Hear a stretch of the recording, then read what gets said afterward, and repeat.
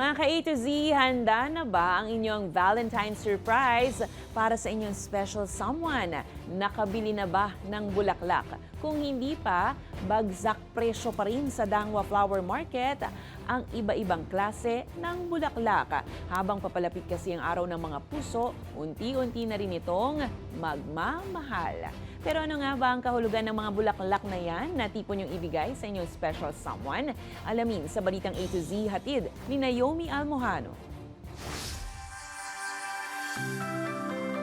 Mahalimuyak, makulay at mabango.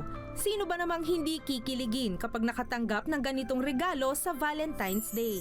Tuwing araw ng mga puso, hindi pwedeng mawawala ang mga bulaklak. Ito na kasi yung nakaugalian natin ibigay sa ating mga mahal sa buhay. Kaya naman dito sa Dangwa Flower Market sa Maynila, 24/7 ang bentahan ng mga nagagandahang bulaklak.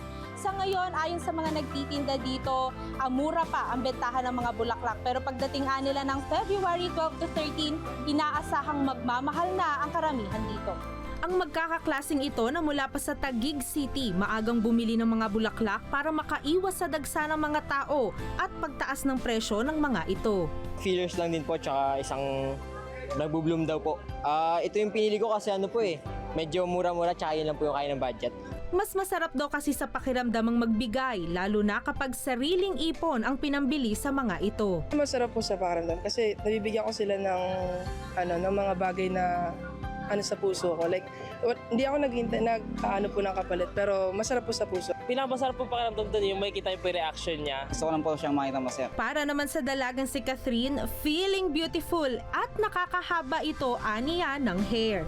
I love flowers po, so masaya po sa pakiramdam pag nakakatanggap ng bulaklak. As of February 9, nasa 400 piso ang 5 pirasong rosas o 80 kada isa. 300 pesos naman ang 3 pirasong peonies. 250 pesos ang 10 pirasong carnations, gayon din ang daisy. Habang 150 pesos ang tigi-isang piraso ng sunflower at lilies. Ang patok din na tulips, nasa 120 pesos ang isang stem. Habang ang mga filler o pang-decorate na bulaklak, nasa 100 piso naman kada balot. Kung gusto niyo naman ang naka-arrange na naglalaro, sa 1,500 pesos hanggang 2,500 pesos ang mga ito. Depende yan sa bulaklak na gagamitin at sa ayos. Sa ngayon po, stable pa po yung presyo.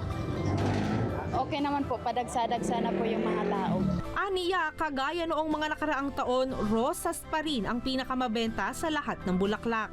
Ayon pa kay Pearl, mura din daw ngayon ang rosas, lalo't angkat pa ito mula sa ibang bansa.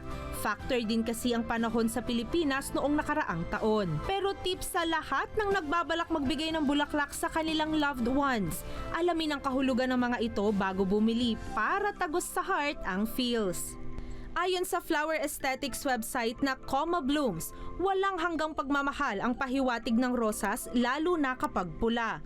Perfect and true love naman ang mensahe ng tulips, habang purity and passion naman para sa lilies. Samantala, love in many and all forms naman ang atake ng carnations, at loyalty, devotion at warmth naman ang simbolo ng sunflower.